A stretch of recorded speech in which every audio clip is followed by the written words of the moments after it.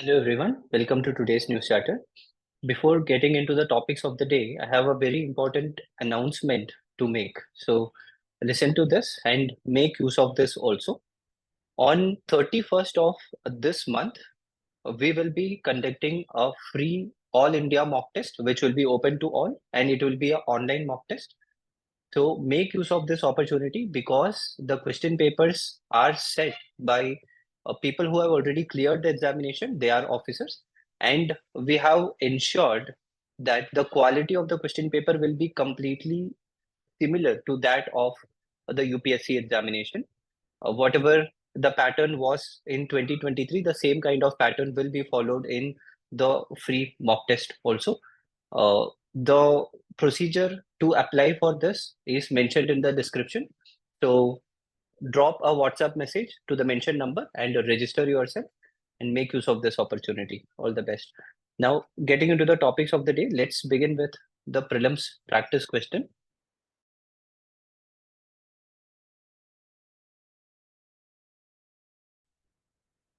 So, are correct.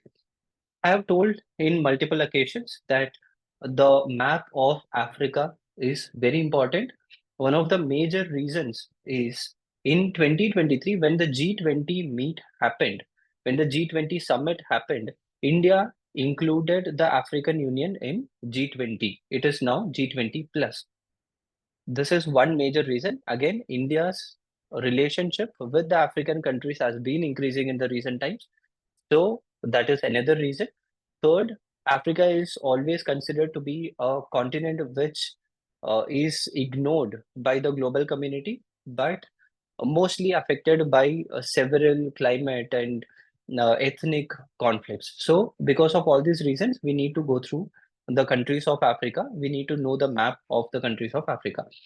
Now, let's look at the statements. El Nino weather phenomenon causes less rainfall in India, but high rainfall in South Africa, southern part of Africa. So, uh, the western part of Indian Ocean generally receives less rainfall. Africa also comes in the western part of Indian Ocean, especially the the southern part of Africa. So, this statement is incorrect. Malawi, a South African coastal country, is facing drought in 2024. Malawi is facing drought. It is in news also. But it is not a coastal country, it is a landlocked country. So this statement is incorrect. Zimbabwe, a landlocked country in Africa, has been facing drought is the right statement. So this statement is correct. The difficulty level of this question is high, but you are able to see such questions in the recent times. So it's better be ready for everything. Go through the map of Africa, especially if you can see this part of Africa, the southern part of Africa, you need to remember certain countries, especially Zimbabwe, Botswana, uh, Zambia, Malawi, Mozambique, Tanzania, and Rwanda and Uganda. These countries have been in news regularly, so try to remember them very well. Let's start with the topics. National Commission for Women, NCW. So, National Commission of Women is a static topic which you will be studying in polity. However, even from the prelims point of view, it is very important. One thing, it is a statutory body. It was created based on the National Commission for Women Act, which was passed in 1990. The act was passed in 1990, National Commission for Women Act, but it became a statutory body in 1992. What is the objective? The objective is very simple, to represent the rights of women. Women's rights should be safeguarded. That is the most important point, to provide a voice for the issues and concerns. Then NCW also receives and investigates complaints. So the major problem with NCW is it can investigate complaints. It can even take suo moto notice also. Suo moto notice without anyone registering any kind of complaints. The NCW itself can take care of the case. It can take it under its own ambit and it can investigate too. But the problem here is, for investigation, it need the help of the law enforcement agencies such as police department. NCW doesn't have a law enforcement body under it. They do not have a separate wing for it. So only if they receive good support from the police department, they will be in a position to investigate. Again, apart from that, they can only recommend. They cannot enforce orders. So they can only recommend a certain thing to the departments of the central government. They cannot enforce it. So these are all the major disadvantages of National Commission for Women. So apart from NCW, there are state commissions also, but for this, the state should have passed a statutory law in order to create a state commission for women. So these are all the basics. Drought in Malawi due to El Nino condition. El Nino condition has been discussed in multiple during multiple occasions. Even we have discussed it in our news chatter several times. But the basics is during El Nino condition, what happens is in the Peruvian coast of South America, there will be heavy amount of rainfall because of the increase in warm ocean currents. So the Peruvian coast, the southern part of America will receive high amount of rainfall. The southern part of entire North America also will receive a high amount of rainfall. This will result in less amount of rainfall in Australia, India, and then the southern part of Africa. So this is the basic theory behind El Nino condition. Because 2023 has been a El Nino year and even it is carried over to 2024, there has been severe drought. Even in India, we are facing drought in several southern parts of the country. In Karnataka, there is a severe amount of drought. In Marathwada region, there is drought, and several parts of northern districts of Tamil Nadu has been facing drought. So these kind of topics becomes important. Malawi has declared that it is facing serious amount of drought and they have declared it as a disaster. A drought was declared by Zimbabwe and Zambia also. This is why I told we need to study the map of Africa, the countries, their borders, etc. Reason is El Nino weather phenomenon. It is a natural, it is a recurring weather phenomenon because it is told that it keeps coming back again and again after 2-3 years, causing below average rainfall in southern part of Africa. It can have number of impacts. It is not just the less amount of rainfall throughout Africa, because if you see, Africa is a very big continent. It spreads over all the three. It spreads over the equator, the Tropic of Cancer, Tropic of Capricorn also. So it has different types of impact in different regions of Africa. So the drier condition is in southern Africa and some areas of Sahel. Sahel is this region, the western part of Africa. Northwestern part of Africa is called as Sahel region. So in Sahel region, there will be a drought condition. In southern part of Africa, there will be drought condition. Whereas in equatorial East Africa, that is this region, you can see short rainy season, not heavy rain, but short rainy season. But however, due to a high amount of rainfall in a short duration of time, it can cause flooding also. So it will result in drought in the western Sahel region and then the southern region, whereas it will have the impact of flood in equatorial eastern region of Africa. So these things you need to remember. Section 123, Clause 3 of the Representation of People Act. Section 123 is a very important section of Representation of People Act from mains point of view. Because Representation of People Act has been directly mentioned in the syllabus of GS2. So we need to know what exactly is given here, especially because this is an election year.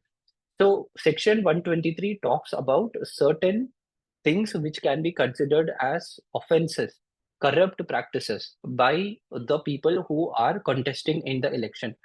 So if these things have been proven against any particular candidate, then they can be found, if in case they are found to be guilty of corrupt, then they can be debarred from the contesting of election for a maximum period of up to 6 years. It's not always 6 years.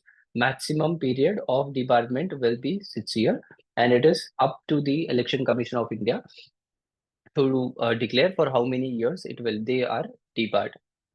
So what are all the things that can be considered as corrupt practices or offensive practices? When any particular candidate or people or agents around him is asking to vote or refrain from voting based on grounds of religion, race, caste, community, or language. So gender is not provided here. So this point should be noted down. They have provided religion, race, caste, community, and language because these are considered to be very divisive, but they have not asked to vote based on gender. So this is one thing. Second, if a candidate is providing gift or money or promises to provide something after winning, so these kind of things are considered to be correct. Any direct or indirect interference or attempt to interfere, for example, trying to tell that if you do not vote for this person, we will socially ostracize you out of the caste, out of the community, out of the villages. So these kind of things are considered to be corrupt practices. Promotion of feelings of enmity, hatred between different classes of citizens based on religion, race, caste, community, or language.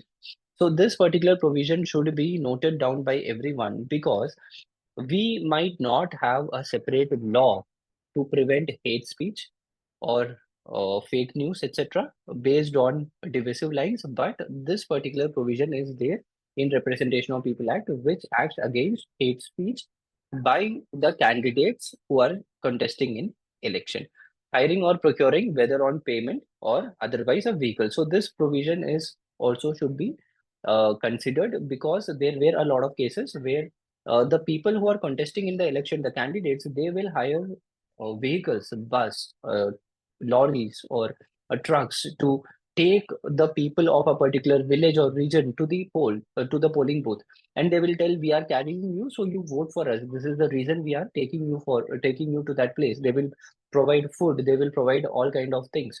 So these things are considered to be corrupt practices, and these are offensive in nature. District election management plan is extremely important from mains point of view, may not be from prelims, but from mains point of view, it is very important. District election management plan is created by the Election Commission of India at least 6 months before, the tentative polling day, so that they know about a district, they know about all the constituencies of a district very clearly, and they can manage the elections and manage the logistics and other criterias in a proper way so that election is conducted in a smooth and clear manner. The plan starts with a district profile. So they will create a complete profile of the district, which will serve as the foundation for election strategy. What are all the things, what are all the components that are included in this profile? There will be political mapping of all the constituencies, key demographic and infrastructure statistics of the constituency, a brief on district's administrative setup and socio-economic feature also.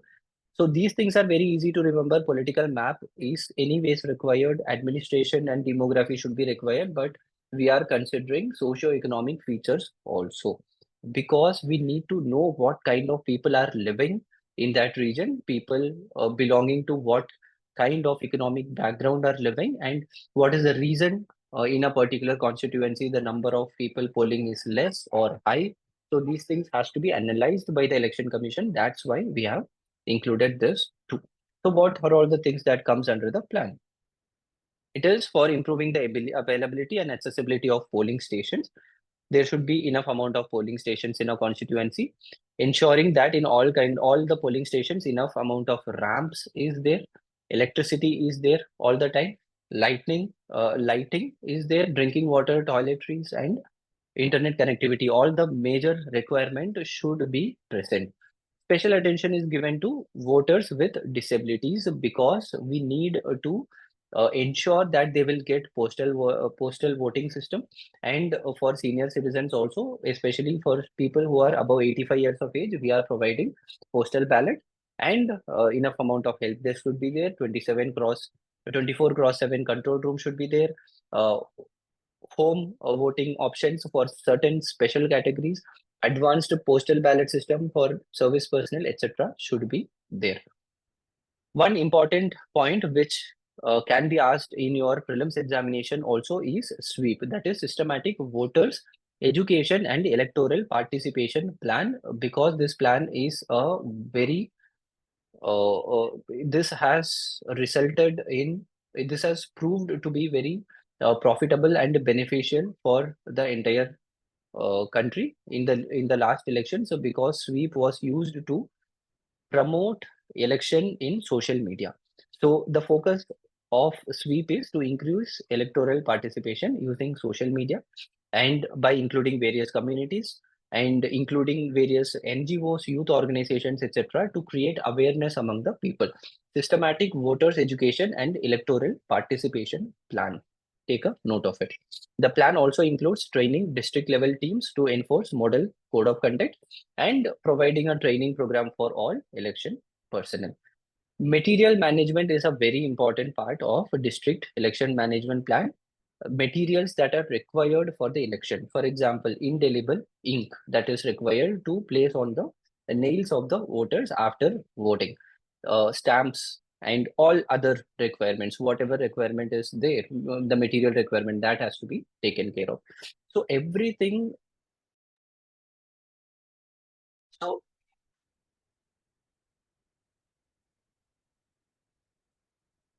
entire planning will happen around 6 months before the conduct of the elections, and everything will be started to implement once the model code of conduct is provided.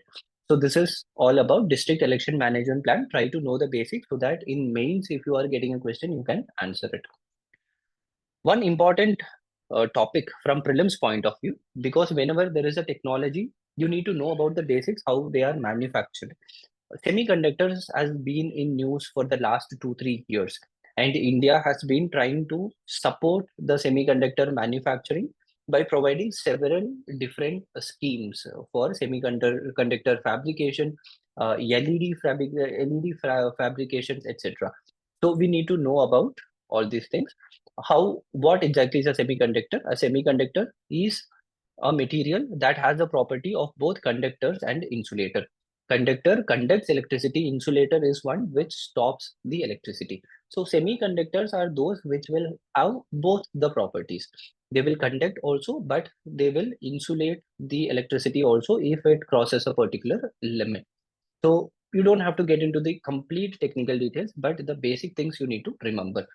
The entire semiconductor, uh, the entire semiconductor chips which are to be designed for any particular device, such as your mobile phone or lightings, etc., that is placed on a silicon wafer. The silicon wafer is considered to be the base.